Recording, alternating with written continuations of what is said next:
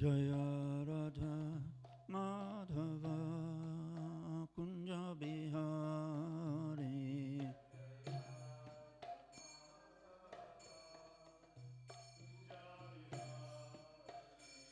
Jaya Radha Madhava Kunja Bihari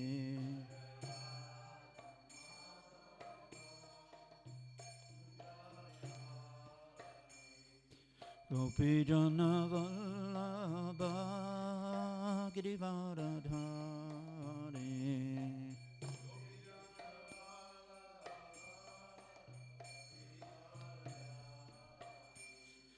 Gopi Jana Vallabha Girivaradhari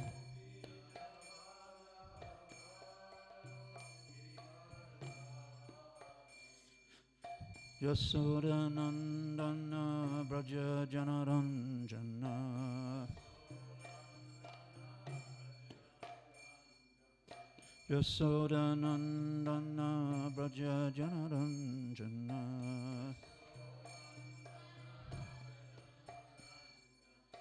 Yamuna Tira Vanachari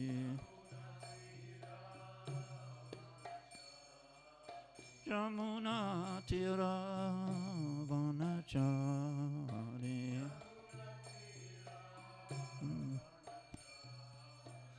Jaya Radha Madhava Kunja Bihari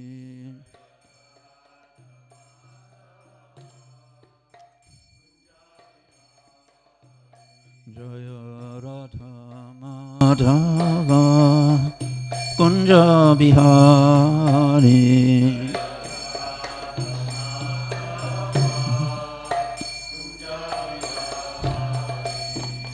Gopi Jana Vallabha Girivaradhari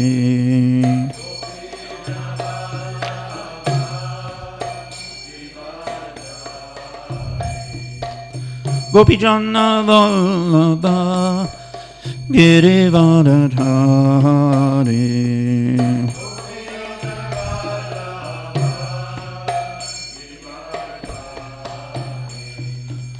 Yasoda Nandana Braja Janaranjana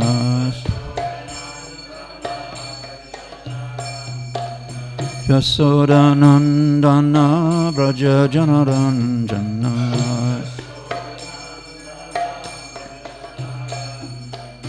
Yamuna Tira Vanachari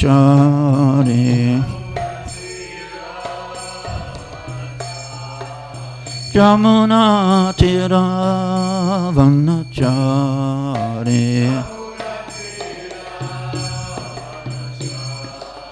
Jaya Radha Madhava Kunja Bihari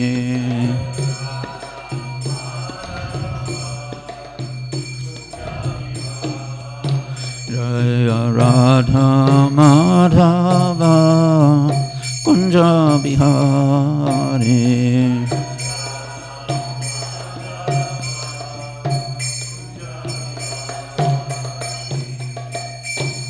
Jai Om Vishnupad Paramahamsa Pariviraja Kacharya Astotara Sata Sri Srimad His Divine Grace Abhay Charana Govinda Bhaktivedanta Swami Srila Prabhupada Ki ISKCON BBT Founder Acharya Srila Prabhupada Ki Sri Sri Gauranitai Ki Sri Sri Radha Govardhana Dari Ki Sri Sri Krishna Balaram Sri Giriraj Govardhana Ki Gaura Premanandi All glories to the assembled devotees.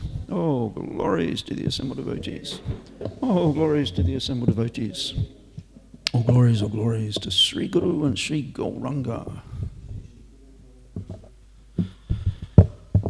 Jaya Jaya Sri Caitanya Jaya Nityananda Jaya Advaita Chandra Jaya Gaura Bhakta Vrinda Jaya Jaya Sri Caitanya Jaya Nityananda Jaya Advaita Chandra Jaya Gaura Bhakta Vrinda Jaya Jaya Sri Caitanya Jaya Nityananda. Jaya Advaita Chandra Jaya Gaura Bhakta Vrinda. We are reading from the Sri Caitanya Caritamrita, Adi Lila, chapter 17, and today is text number 308. Is that what's up on the board? Thank you very much. Achincha kalu ye bhavanatam stakena yojayet.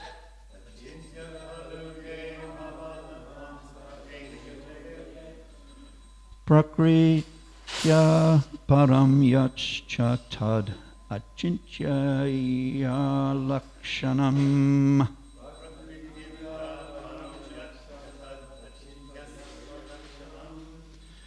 Achintya kalu ye bhavanatam stakena yojayet.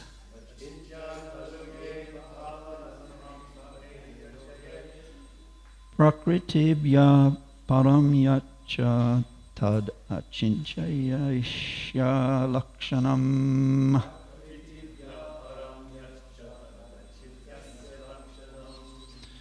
Someone else?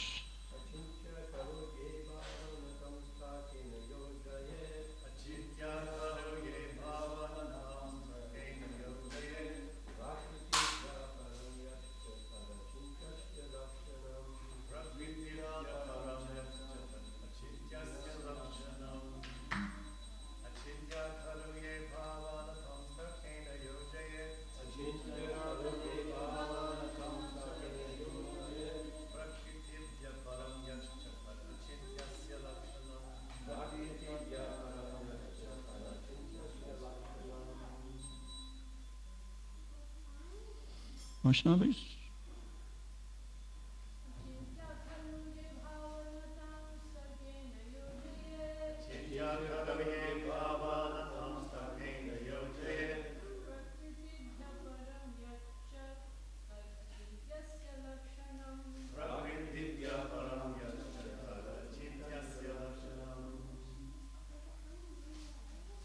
Achintya, inconceivable. Kalu, certainly. Yea, those. Bhava, subject matters. Na, not. Tan, them. Takena, by argument. Yojayet, one may understand. Prakritibhya, to material nature. Param, transcendental. Yat, that which. Cha, and. Tat, that. Achintya, achintyasya, of the inconceivable. Lakshanam, a symptom. Translation: anything transcendental to material nature is called inconceivable, whereas arguments are all mundane. Since mundane arguments cannot touch transcendental subject matters, one should not try to understand transcendental subjects through mundane arguments. Purport by Srila Prabhupada, just a one-line purport. This is a quote from the Bhakti Rasamrita Sindhu 2593 by Srila Rupa Goswami. Translation, please repeat. Anything transcendental to material nature is called inconceivable, whereas arguments are all mundane. Since mundane arguments cannot touch transcendental subject matters, one should not try to understand transcendental subjects through mundane arguments. Mama jnanatiminandasya gnanjana shalakaya chakshu unminitam jena tasmai sri gurave namaha. Mukam karoti vachalam pangum langhe te girum yatkripa tamaham vande Sri Gurum Dinataranam. Just to invoke a little auspiciousness, extra auspiciousness, everyone. Favourite verse in regard to this section. Caitanya Mahaprabhu's teachings can be summarised as follows. Harajo Bhagavan Vrajesha Tanayas Tadama Vrindavan Ramya Kachit Upashanam Vrajavadu Vagena Va Kalpita Srimad Bhagavatam Pramanam Amalam Premam Pumarta Mohan Sri Caitanya Mahaprabhu Madamidam Tadra Dara Na Paraha. The object of worship, Araja, is the Lord in his form as the son of the king of Braja. His abode is Vrindavan, and the cowherd girls who live there with him, chief amongst whom is Radhika, are his perfect worshippers, or Samradikas. The most enchanting method of worshipping the Supreme Lord is that devised by these gopis. The most authoritative source of divine revelation is the Srimad Bhagavatam. Love for Krishna or prema is the fifth and ultimate goal of life. These are the basic principles of Sri Caitanya Mahaprabhu's belief, and we thus consider this doctrine to be supreme. It's found in a number of places in the writings of our wonderful Gaudiya Vaishnava Acharyas, including Srila Sanatana Goswami's commentary on Brihad Bhagavat Amrita. So, point is being made here by Krishnadas Kaviraj Goswami, who's quoting Rupa Goswami. Cannot understand transcendental subjects through mundane arguments. There was an incident in the life of Srila Bhaktisiddhanta Saraswati Thakur, which is very instructive for all of us, where a number of his senior-most sannyasi disciples came to him one day and confessed to him that even though they'd been hearing him for 10 years, they were struggling to comprehend or realise some of the deep truths that he was imparting to them. So Srila Bhaktisiddhanta Saraswati responded by saying, well, that's a relief. I thought you were going to say that you had understood everything. And then I would be surprised, because what I am saying is very, very high philosophy. But don't worry, keep on with your devotional service and hearing and chanting, and in due course of time you will come to understand. So patience is a virtue is an old English saying, and of course it holds very true on the bhakti marg, or the path of devotional service. We have to be patient. Patience, perseverance and prasadam, we once heard, go a long way for those of us trying traverse the path of devotional service. We do need to be patient. We do need to get some mercy along the way, and of course prasadam for some of us is our saving grace, never to be underestimated, the potency of prasadam. And we have to persevere against all obstacles, and those obstacles will be there. Another famous verse which Bhaktisiddhanta Saraswati was very fond of quoting from one ancient scripture was, a devotee who's especially favoured by Krishna finds his or her path strewn with brambles or thorns, which means you'll be walking along trying to progress, but you'll be getting these painful thorns pricking you from time to time. But we can take those disturbances as Krishna's mercy, just reminding us that this is not a wonderful place, this material world, and to pull up all the anchors of material attachments sooner, if not later, and just become sold out servants of Guru, Krishna and the Vaishnavas. And of course, in that vein, we have nice examples. For example, steel becomes much harder when it's put into fire, and just before it melts, you pull it out, and then it's so much harder.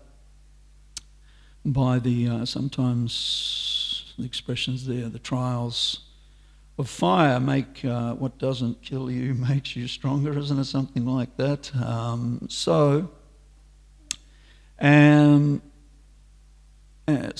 And similarly, diamonds start off as lumps of coal in many instances, and under intense pressure and over a very long time, some of them become beautiful diamonds. So that is also can be relative to our struggles in devotional service. That I'll only speak for myself as still a lump of coal, and Prabhupada explained that no matter how much you wash coal, it always is black. So that's a problem.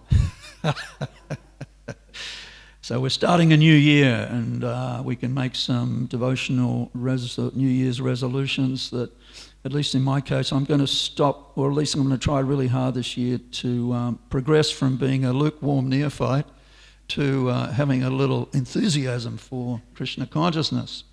We'll do our best. Give me your blessings, Prabhus. Hari Bol.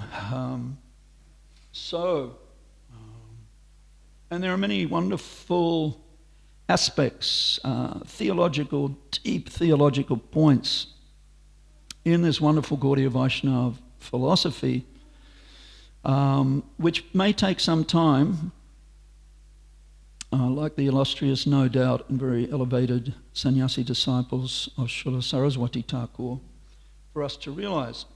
And one that's always fascinated me, and I can't say too much about it because I haven't realised much, just as there is knowledge and then realised knowledge, Gyan and Vigyan. But one wonderful aspect which Srila Prabhupada and our acharyas quite often speak about is Krishna's prakat and aprakat leelas, which mean the Lord's manifest and unmanifest pastimes, or visible and invisible pastimes. And in one purport that I read recently in the Srimad Bhagavatam, Prabhupada gives a couple of wonderful examples, and one of them is of the sun, which is always, of course, visible somewhere, even on our planet Earth. If not here in the southern hemisphere, then it's definitely shining brightly somewhere in the northern hemisphere. So Krishna's pastimes are going on somewhere, sometime, all the time. And persons who are extremely fortunate do get an opportunity to see Krishna face to face and render some service to him. Those that are unfortunate, and sometimes Krishna does have enemies and inimical persons, envious persons who considered him 5,000 years ago just another prince of the Yadu dynasty. Persons like Sishupal and Dantavakra, Kamsa, and many others. Who was it who attacked Mathura 17 times? Jarasandha, thank you. And then another example Prabhupada uses is of actors on a stage and the curtain going up and coming down. The actors are still there, but they're hidden behind the curtain. And of course those actors quite often are in costume and with makeup, so much so that even their intimate family members can't recognize them. So that is Krishna, and Kunti Devi in her wonderful prayers at the beginning of Srimad Bhagavatam describes Krishna like that. That you are just like a dramatical performer on a stage, an actor. And many people weren't able to recognize you. So In this way, we have the manifest and unmanifest, visible and invisible pastimes of the Supreme Personality of Godhead, prakat and aprakat, Leela's pastimes. And, of course, Krishna does remain, even when he moves on his transcendental roadshow, which goes from one planet, one universe to another continuously. He leaves behind, he performs his pastimes in certain most fortunate places, holy dharms, and devotees of the Lord like to visit them from time to time, if not reside in them permanently. It is one of the 5 angas of bhakti stressed by Srila Rupa Goswami to reside in Mathura Mandala, along with chanting the holy names, worshipping the deity, studying Srimad Bhagavatam and associating with devotees. I've got them all. So, Krishna's pastime abodes, Leelastans or holy dhams, are very interesting because Yogamaya expands into a form a little like a thin film or membrane over the holy dhams, known as Praudamaya, which means that persons who enter there, they can get spiritual benefit, no doubt, and they do, but they may not necessarily realize deeply the significance of the holy dhams. But they certainly get, and they may not be able to stay there very long because of their material desires will take them away. Or they will see things in the holy dhams which are not very appealing.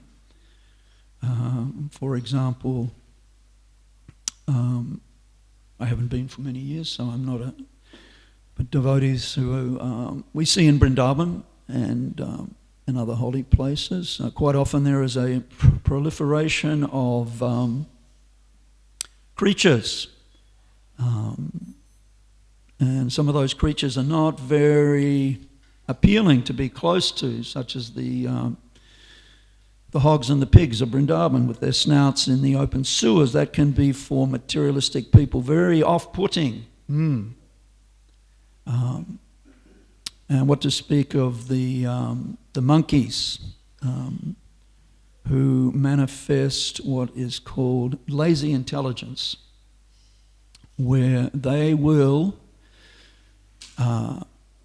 steal from you whatever they can, even if it's have absolutely no use, like your spectacles, mobile phone, one shoe, has no use to a monkey, but the monkey has smelled in your backpack there are bananas. And it will engage in a back and forth trade, barter. You give me those bananas, I'll give you back your spectacles. So for materialistic people, these type of mundane subject matters as being described here. And Mani Wanda Gopal mentioned once, and I wrote it down, and I think I can remember it because we did review the other day. There are 3 aspects to Sri Braja Dham. Let's see how we go, actually. Salty water is conspicuous in Sri Vrindavan Dham. Men with shrill voices is the second one. And what's the third one, Mani Bala? Well, these are aspects that keep people from the Dharma. Yes. The third one is thorn trees. Thorns, that's it. Thank you. 2 out of 3. I don't get the gold star this morning, but maybe the bronze. Yes. So these are aspects of the holy dham which keep mundane persons away. Of course, that hasn't in recent decades stopped people, wealthy people, from building homes in Vrindavan and living there, moving from Delhi and other parts of India. And anyone with a few rupees in their pocket can, of course, travel to Vrindavan from anywhere in the world But anyway, these are different aspects of the holy dhams. So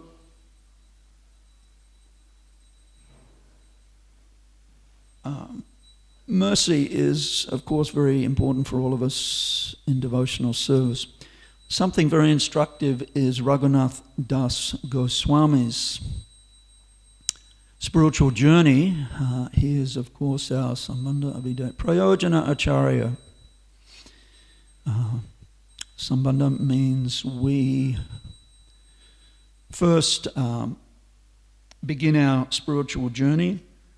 We take up the process of devotional service, and after some time there's a wonderful reciprocation between the Lord and his aspiring devotee, Abhidaya.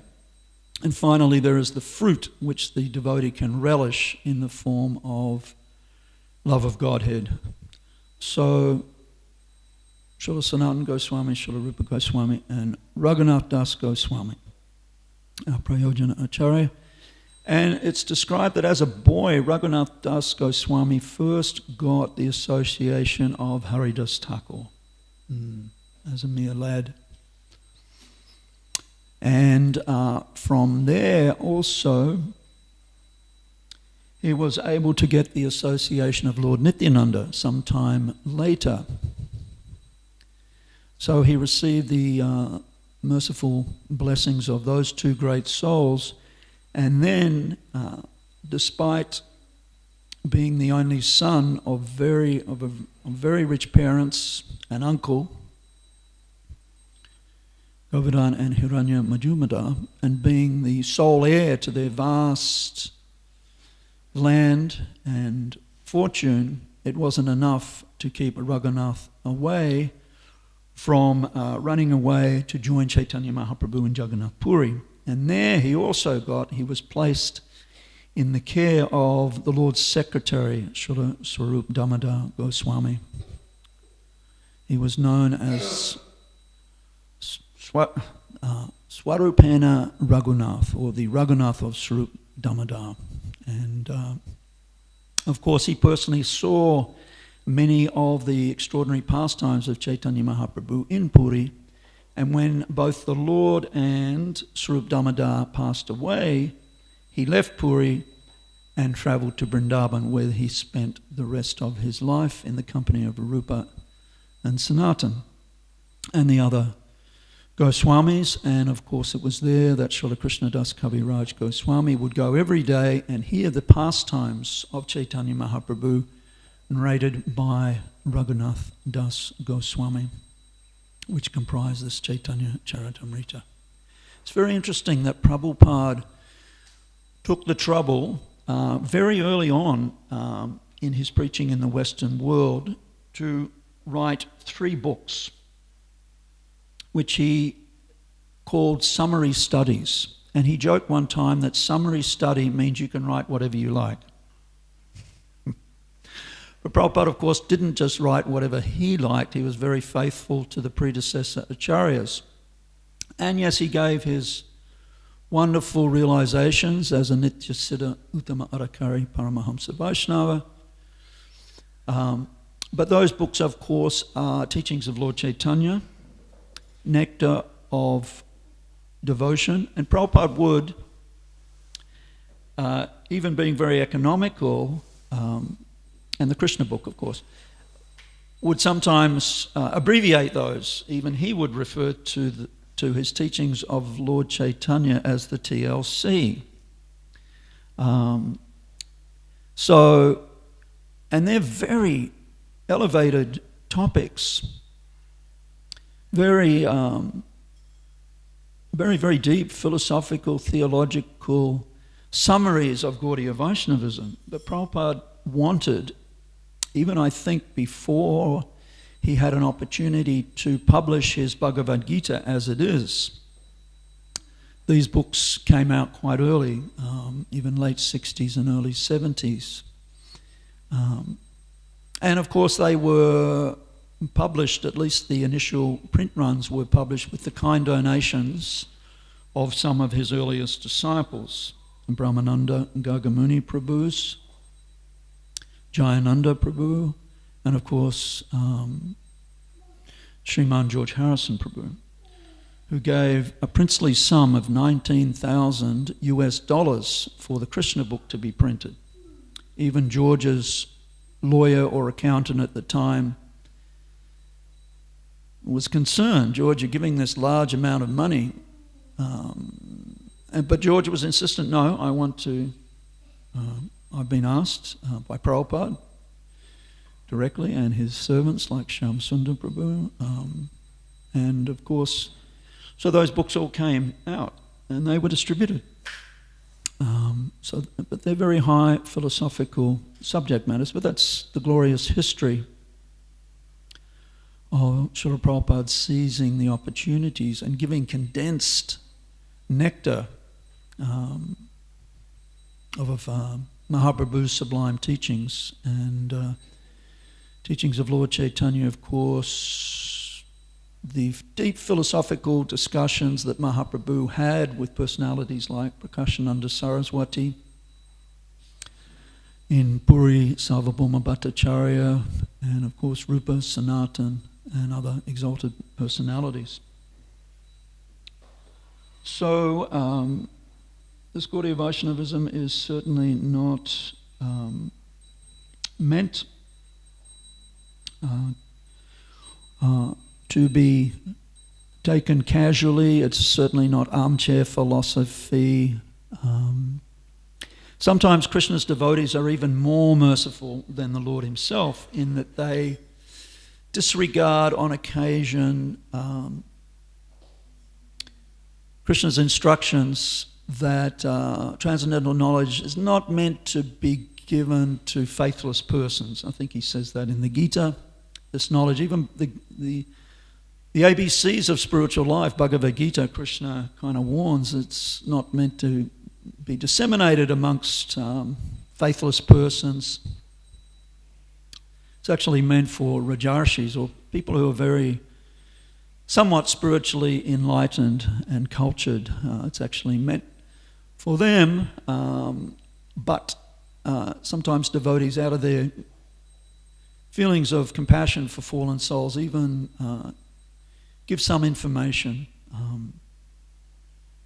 to persons who may not be, especially in the Western countries, we have that challenge. We had an interesting experience here some time back. Very nice family, driven all the way from the northern suburbs of Brisbane on a Saturday morning just to have darshan of the deities. They'd never been to New Govardhana before. Favourite pastime of Hindu families, visiting temples and having darshan. We can contrast that with Westerners. Their favourite pastimes we don't even need to mention in the temple room, but we all know what they basically are, and they're diametrically opposed to that pastime of visiting temples and having darshan of deities. So a very nice family. And I was just chatting to them, and they had two nice sons, probably 10, 12 years old, and they were wearing identical T-shirts. And because we used to sell T-shirts for our livelihood, we're always fascinated what are the captions, what are the illustrations on that T-shirt. Oh yeah, that's clever. Yeah, I could probably have sold that. So the two boys had identical T-shirts, and it had a very futuristic design on it, and the caption was, "Oh, Hare Krishna." That's all right. I've written it down here. There's just one word.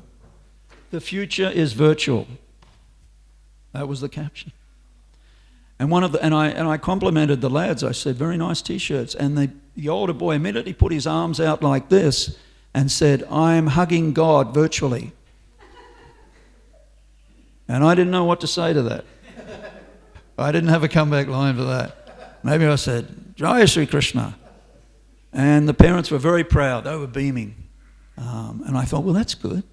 However he wants to hug Krishna, virtually or in person, ki jai. But I wasn't, being a senior and a little out of the loop as far as virtual reality goes. But anyway, so that was my little incident there with that. But that is wonderful. They take the trouble to come all the way here from great distances to have darshan, and they get so much spiritual benefit. Whereas actually it was Narahari Rupa Devi Dasi, who comes out quite regularly on our Sunday family-friendly Harinams and is always very enthusiastic, dancing and distributing invitations for the shoppers out at the markets on Sundays. And she said, yes, many people are very favourable and they say, yes, I'd like to come.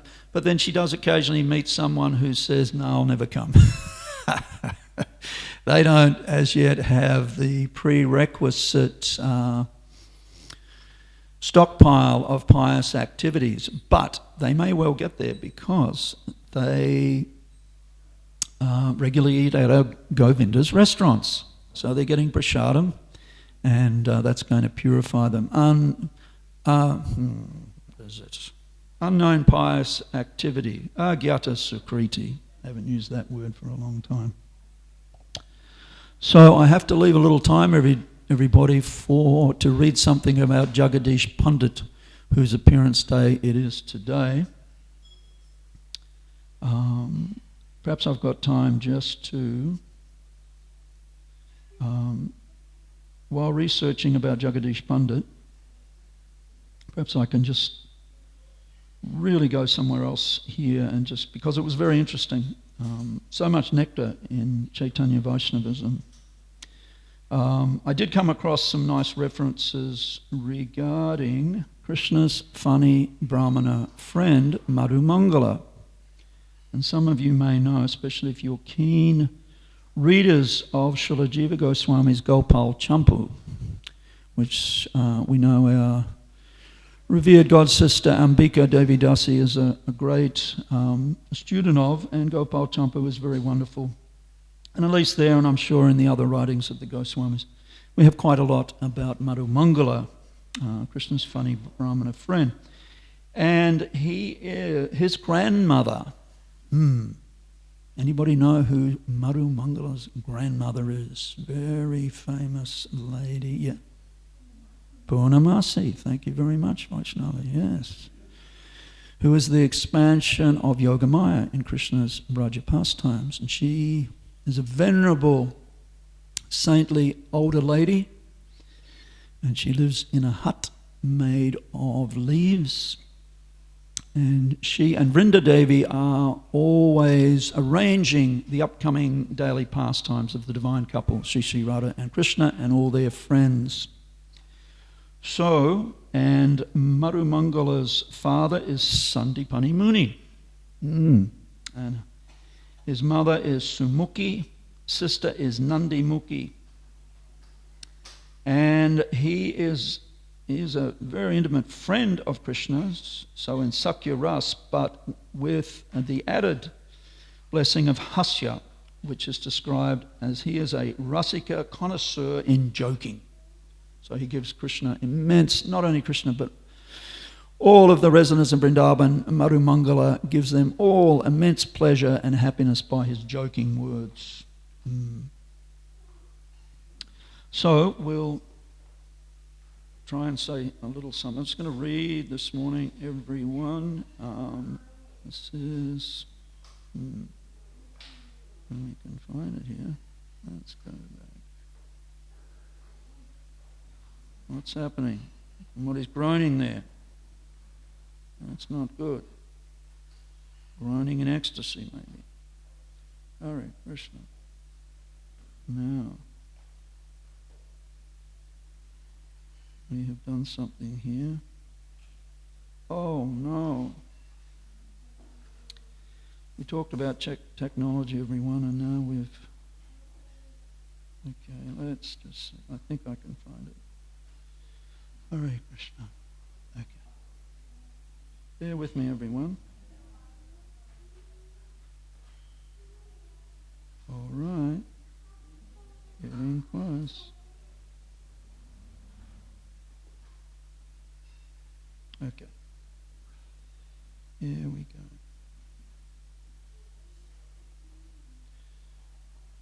So this is a little about Jagadish Pandit. The wives of the sacrificing Brahmins in Braja took birth as Jagadish and his brother Hiranya. The Lord, Mahaprabhu, asked for and ate their prasad on the Ekadasi day. That's from Govardhana Deshti 192. In Braja there was a dancer named Chandrahasa who was very expert in the tasting of rasa.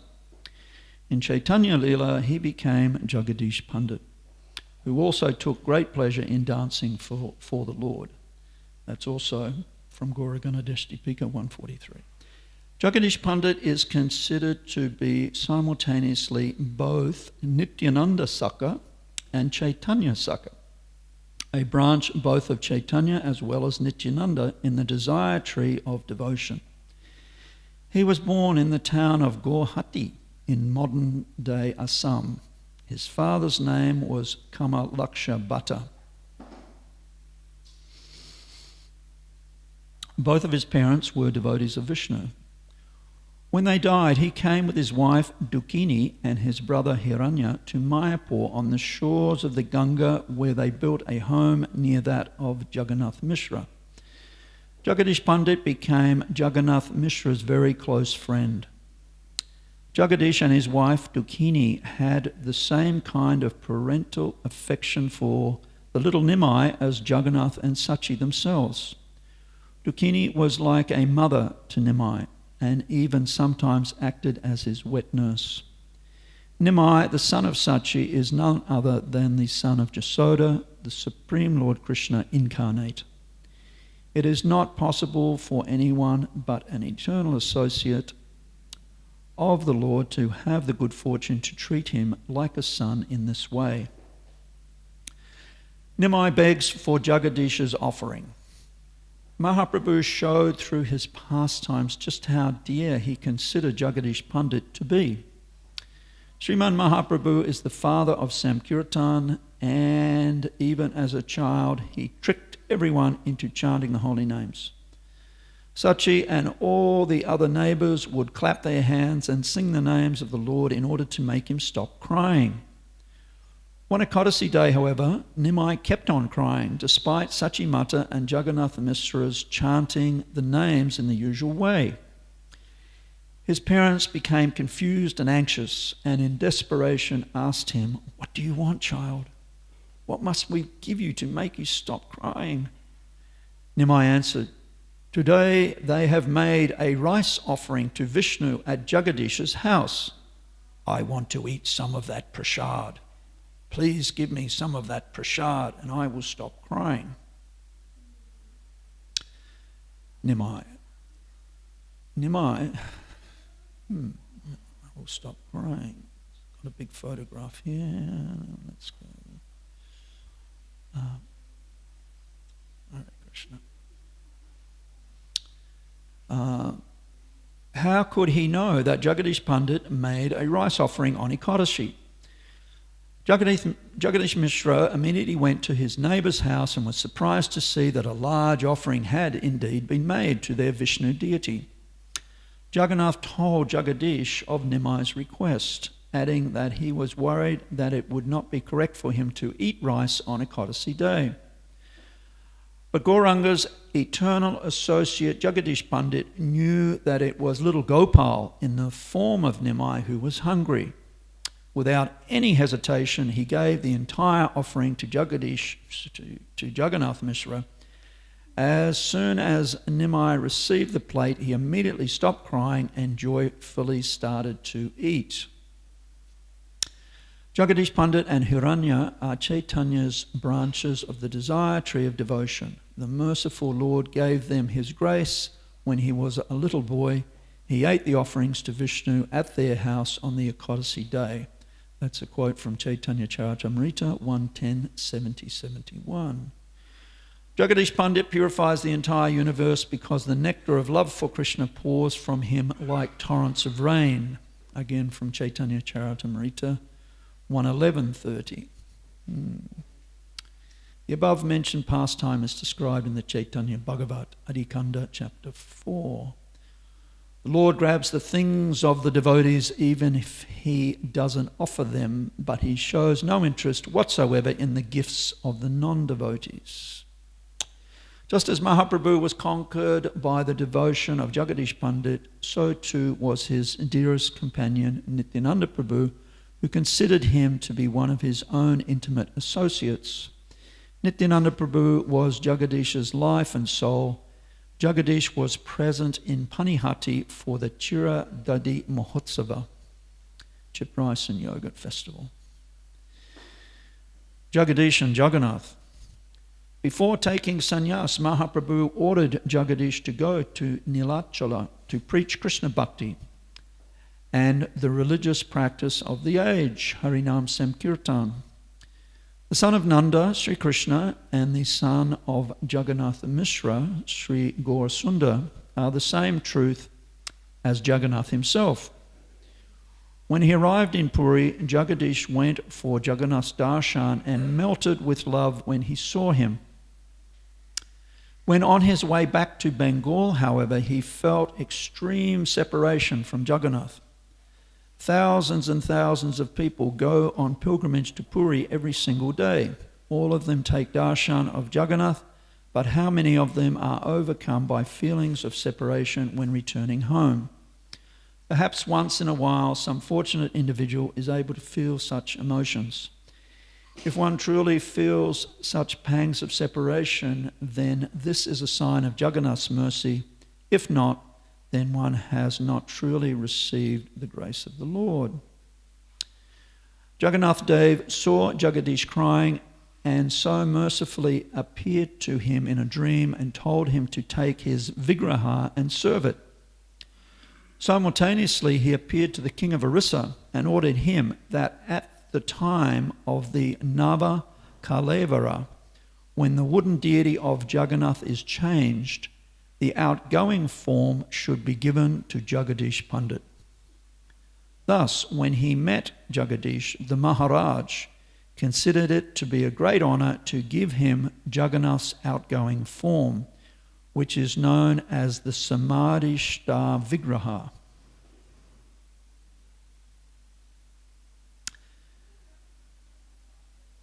Okay. All right, Krishna. Jagadish prayed to Jagannath, asking him just how he could possibly carry the heavy figure of the deity all the way back to Bengal. Jagannath answered him that he would become as light as a cork. Jagadish should simply cover him with a new cloth and then carry him with the help of a staff. Jagadish would have to make permanent arrangements to stay wherever Jagannath was set down on the ground. Jagadish enlisted the aid of two Brahmins and they took turns carrying Jagannath as far as the village of Jashora on the banks of the Ganges near the town of Chakdaha. Jagadish left Jagannath with one of the Brahmins and went to take his bath in the Ganges. Suddenly the Brahmin found that Jagannath was becoming very heavy and that he was no longer able to hold him up. Thus, when Jagadish came back from his bath, he saw Jagannath sitting on the ground and realized that the Lord wanted to stay in that very spot. Chakdaha is historical site and ancient holy place. During the Puranic age, it was known as Rathavama. Pradyumna killed the demon Sambara there during Krishna's incarnation at the end of the Dwapara age.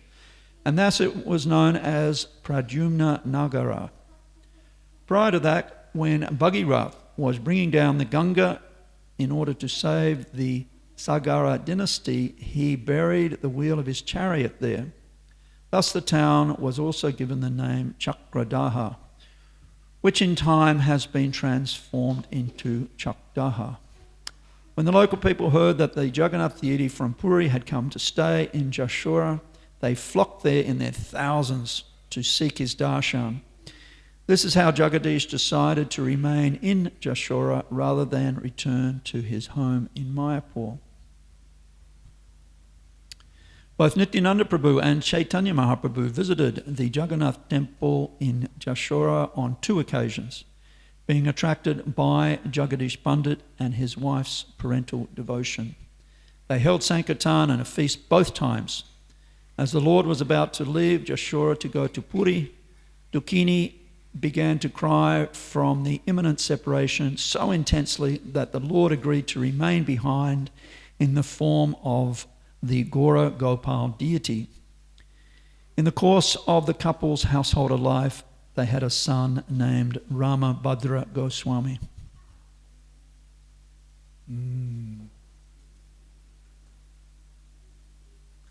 So I think that's... All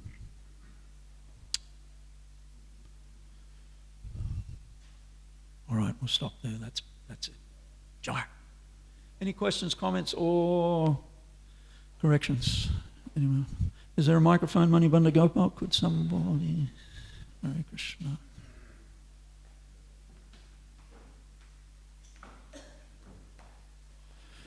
Jagadish Pandit Prabhu Ki.